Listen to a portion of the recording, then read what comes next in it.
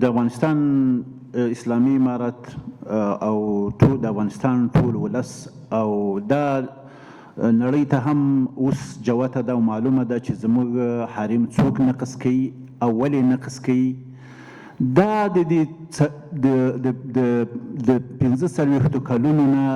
او دغه سلسله چې روانه ده چې په افغانستان باندې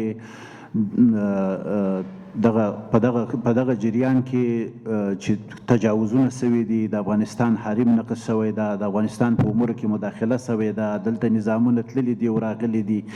دا د هغې سلسلې یوه کړۍ ده.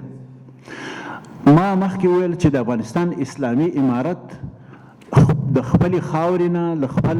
حدودو سرحداتو نه، له خپل نظام نه او د خپلو ولس له مشروع ګټو نه په ټوله دنیا کې دفاع ته چمتو ده. او د افغانستان اسلامي امارت او ملي دفاع وزارت د افغانستان اعتبار د منطقي او د نړۍ په سطح باندې د ساتلو لپاره په تمامه معنا چمتو ده. او موږ الحمدلله سره له دې نه چې په استقلال، په ارضي تمامیت باندې باور لرو، په نظامی لحاظ باندې هم